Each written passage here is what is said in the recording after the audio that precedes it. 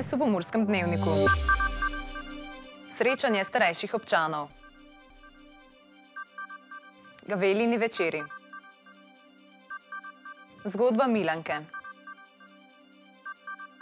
Več finančnih sredstev. Vreme, jutri po večini jasno.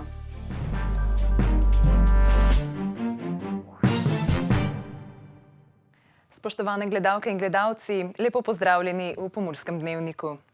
V kavarni hotela Diana je včeraj potekalo tradicionalno srečanje starejših občanov, ki se ga je tudi tokrat udeležilo okoli 500 starejših upokojencev. Mestna občina Murska Sobota je tudi letos skupaj s krajevnimi skupnostmi in mestnimi četrtmi organizirala srečanje starejših občank in občanov.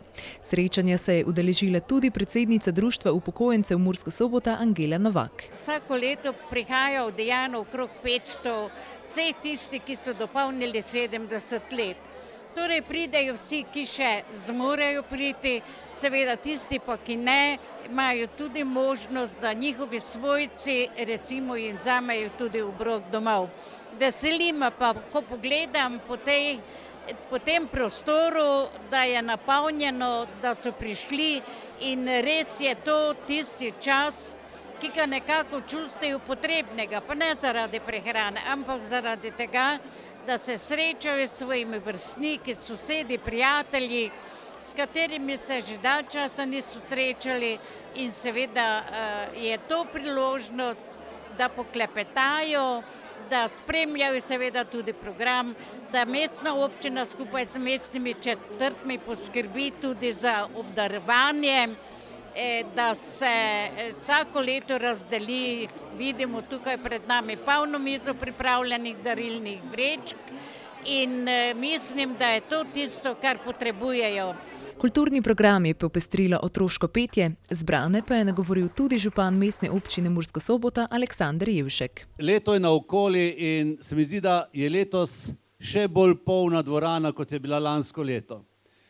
Letos smo poslali 3079 vabil v mestni občini, kar je več kot 100 več kot lansko leto in to pomeni, da se kot družba staramo in to je fajn. Fajn, da duže živimo in fajn je, da pokojninsko zavarovalnico čim bolj lupamo, ker to pomeni več penzij. V Društvu upokojencev Murska Sobota se trudijo starejše vključevati v različne dejavnosti, v največji meri športne aktivnosti, od telovadbe, šaha, plavanja, kegljanja in balinanja. Skrbijo tudi za stanovanjsko problematiko starejših, njihov poglavitni cilj pa je obiskovanje čim večjih upokojencev na domu.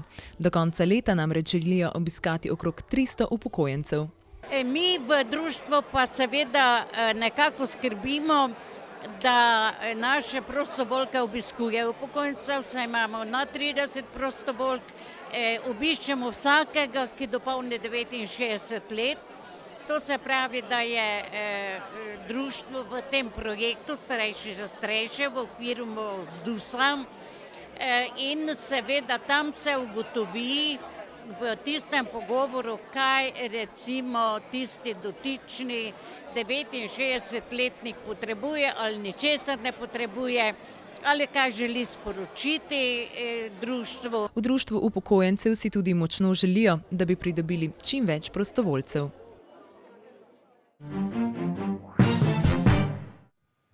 V okviru projekta Kohezijske zgodbe vam bomo predstavili zgodbo posameznice, ki je evropska kohezijska politika spremenila življenje.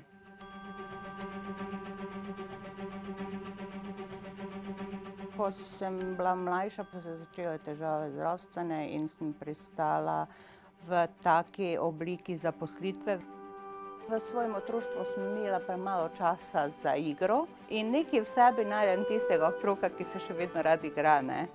V vlogi igralke se počutim zelo dobro, srečno, ustvarjalno. Ta svoboda, ki jo imamo, ki nam je omogočeno, da tudi svoje notranje talente ali pa nagibe ustvarimo tu notri. Občasno je mala trema, če dobimo en mali znakec tistega zadovoljstva in nasmešek v publiki, je to potem veter v hrbet in to nas nese naprej. Za vsakega, ki ima kaj za pokazati, pa da se potrudi, je to ena zelo lepa možnost. smo na koncu vsi neka delovna družina.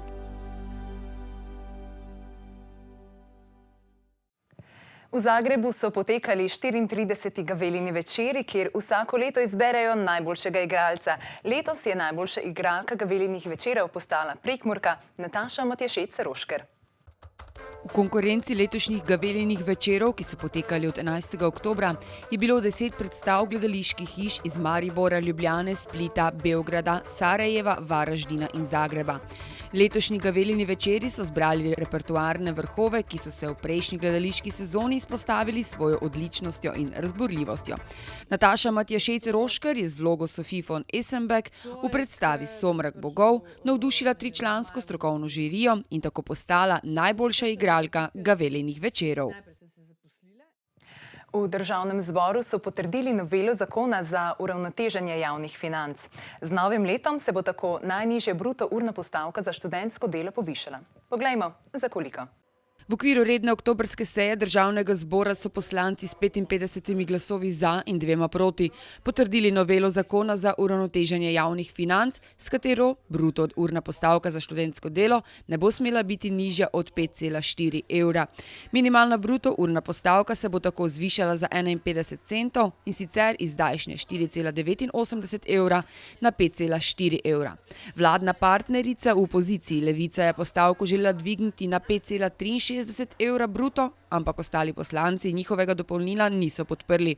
Po mnenju koalicije bi namreč takšen dvig najnižje postavke dolgoročno povzročil več škode in bi ga bilo treba urediti sistemsko.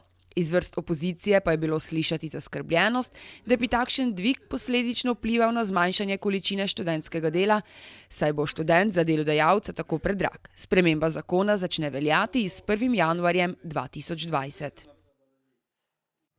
Madžarski in italijanski narodni skupnosti se v letih 2020 in 2021 obeta nekoliko več finančnih sredstev. Zvišanje sredstev, ki izhaja iz nekoliko višjega državnega proračuna, bo namenjeno tudi izvajanju programov dela.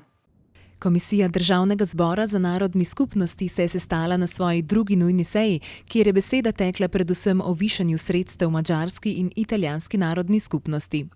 Obe naj bi namreč v letih 2020 in 2021 prejeli več finančnih sredstev.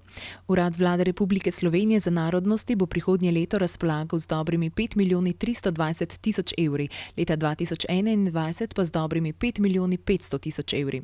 Sredstva predvidena za narodni skupnosti bodo ob plačah namenjena tudi izvajanju programov dela. Nekoliko več denarja se med drugim obeta romski skupnosti, v proračun Ministrstva za kulturo pa so sredstva predvidena za financiranje kulturnih dejavnosti madžarske in italijanske narodne skupnosti. Na sobotainfo.com poročajo o tem, da Pomurcem po poravnanih obveznostih ostane tisočak manj kot povprečnemu Slovencu. Več o tem seveda na sobotainfo.com, mi pa si poglejmo še kratke novice.